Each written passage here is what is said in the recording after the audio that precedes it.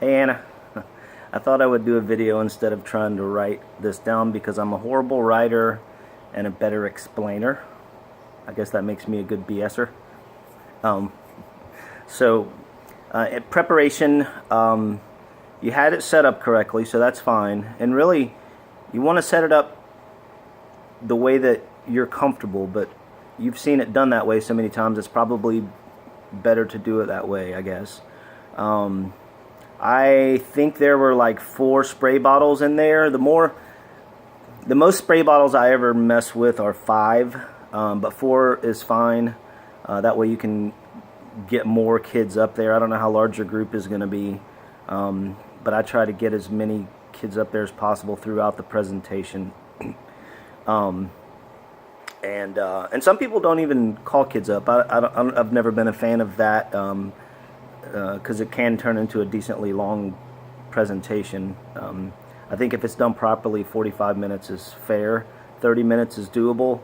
If you want to hit just some highlights, I'm not sure what standards you're trying to cover.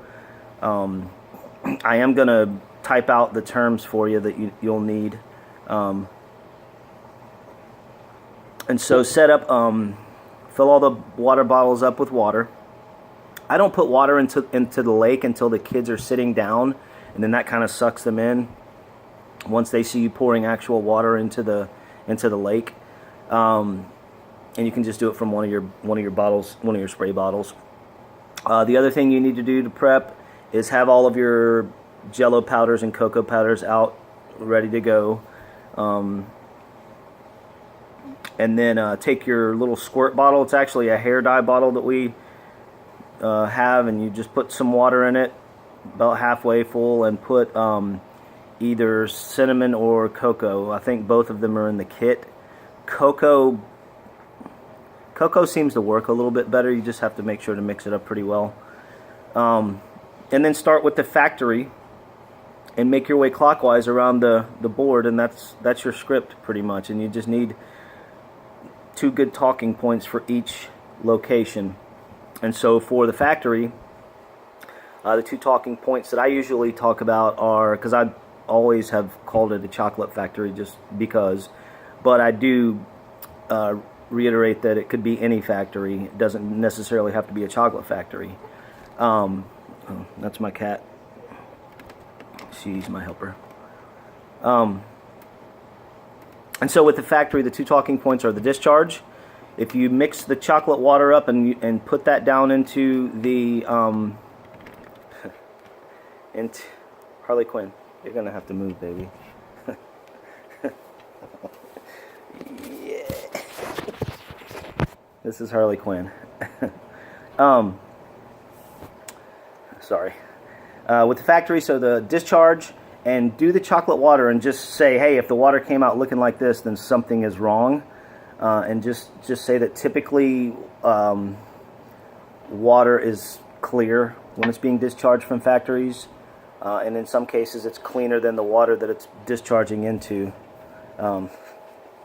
So the other thing I talk about with the factory is the need for pesticides around the building to stop to keep the bugs out, because you don't want them getting in the chocolate. And I just usually call up one person for that one. The next stop is the farm. I usually make 3 talking points there. One, I talk about the cows. You don't have to talk about the cows. I don't know how.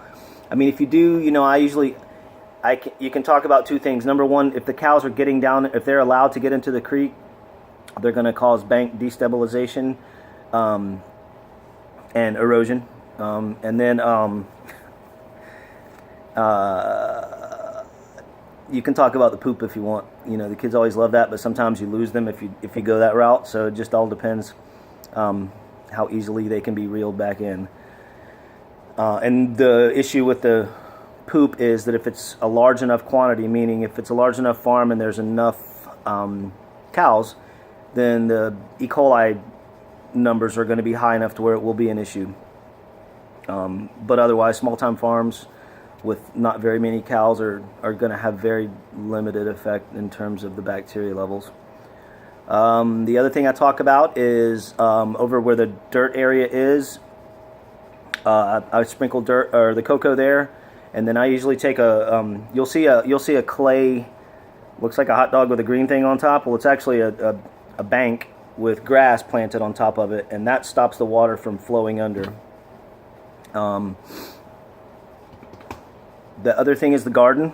If you want to talk about the garden, talk about everything that most large gardens have to use, or large farms have to use, and then also maybe mention if you can do organic, great. That's always good, but in terms of producing large yields of any kind of crop, we have to use chemicals at this point.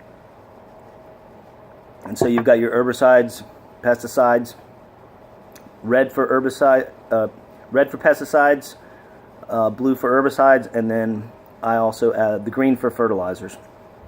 Herbicides and pesticides, we know why they're bad for the water, because they're poison. Fertilizers are bad if they wash into the water because they create algal blooms, which eventually suck the oxygen out of the water through eutrophication. I don't ever use the word eutrophication, but that's the process. But you can just talk about how excessive amounts of algae cause damage to oxygen levels in a stream or in a lake in that case. Moving on, I usually make the next stop the school bus. That gives you an opportunity to talk about litter. I just always mention the last day of school back in the 80s when everybody would throw their papers out the bus. I probably did it too. And then you can talk about the Adopt a Road program. You can talk about cleanups. How do we combat? You could talk about the litter hotline. That would be great. How do we combat litter? We pick it up. Either we do it ourselves as volunteers, or you could talk about some of the things that Tammy and KFCB does to combat litter. Otherwise, you can talk about if it doesn't get picked up, what's going to happen. Where's it going to end up? It's going to end up in a water body somewhere nearby and cause some problems. The next stop is the neighborhood. You can talk about a lot of things with the neighborhood. You can talk about where's the best place to wash your car. I usually give them 3 options: driveway, in the grass, or at the car wash. Car wash is the best. Grass is next best. Driveway, not so great, because typically most driveways drain into a storm drain, and when soaps wash into a stream, they cause nutrient phosphates. So soaps are not good for streams. You can talk about the fact that in Forsyth County, and this is a number from 5 or 6 years ago, we had 65,000 residents in Forsyth County. I'm going to bet you're pushing about 75,000 or more residences in Forsyth County right now. And so when you talk about, and as a homeowner, I always tell kids that I have my own kids, and so I want them to have a safe, clean place to play. So there may be times when I use pesticides, but I always ask the question, do chemicals make our lives better? And the answer is yes. And they are usually back and forth on that answer. But if you re-ask the question, if we use chemicals irresponsibly or improperly, will they make our lives shorter? And then they're like, yeah. So I use chemicals occasionally. I hate them. But if I have an anthill, I'm probably going to put pesticides on it so that my daughter doesn't put a stick in it like she likes to do. You could talk about, I usually keep it to the chemicals with the house, with the neighborhood there, because they can relate to that. Anything else you can think of, picking up after your pet would be a great one to add into the neighborhood part. Think about anything that goes on in a neighborhood that you could talk about with them. You could talk about possibly adopting their own stream and doing water quality monitoring. And anything else you can think of with the neighborhood. The next stop is there's a construction area. If you want to get into some of the things that are required by law for developers to do, to put into place when they're building something, like silt fencing, retention ponds. Silt fencing stops mud from washing into the street until they can get grass planted. Retention ponds do three things. Water washes into a retention pond. The retention pond holds the water so that it can clean itself up a little bit, meaning the impurities settle out. It slows it down so it doesn't hit any creek nearby very fast, and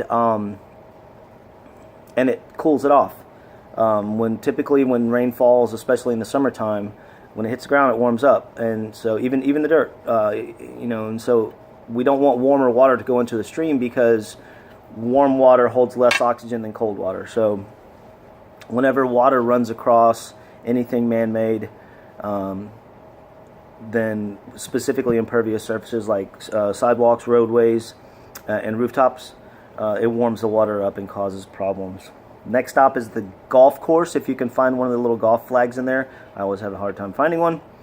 But you can talk about the golf course and just say, talk about the amount of chemicals that we use on those, and not to vilify golf courses, because I prefer not to vilify anything or anybody during this presentation. I try to keep it on the positive side and talk about the things that we do to avoid or minimize our impact. So I usually talk about how most of the people who run golf courses or who keep the grounds up are college educated. They have oftentimes an agriculture background and or landscape architect. And so a lot of those folks are really cognizant of the damage that they can, or their footprint, I should say, or their impact. But they have to have a green golf course or else people are not going to come play on it. After that is the mountain area. We call that the deforested area. You can talk about, I don't usually get into, like, is it right or wrong to cut trees down? I usually just talk about the fact that trees are a renewable resource. If you want to get into that, great. If not, just talk about the fact that when an area is deforested, the soil is then destabilized, and so if you don't put things into place to stop the soil from running off, then you're going to have serious problems. Case in point, the stream at Central Park. I've been I had monitored it for 12 years, and last 5 years, because they clear cut across the street and didn't use any silt fencing because they weren't required to because of zoning laws that are weak in Georgia. That creek is now suffering from what's called a pulse of sand that's making its way little by little by little by little down the stream and covering up the habitat, and the bug populations are being affected immensely. So the best way to combat that is take some of the felt, little felt strips, and lay it around the bottom of the mountain, and talk about what a buffer is. And I'm going to include that in the list of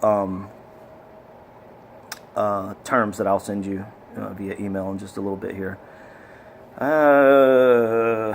And then after that, once you have all of your powder spread out around the model, I usually call up 4 kids for the squirters.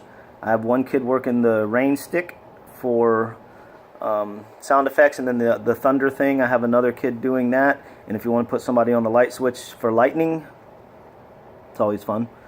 And then at that point, depending on how big the group is, I ask everybody to come up so they can surround it. And it gets kind of chaotic at that point, but this part lasts about 30 seconds if you can handle the storm.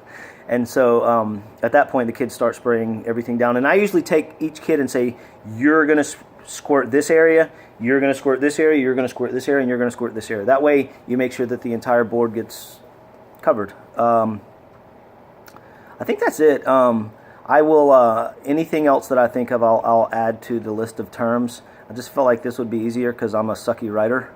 I'm not sucky, I just don't write very well. And so, but I talk a lot. I've been doing it for a long time. So, anyway, good luck with it. It's good to talk to you via text last night. So, talk to you soon.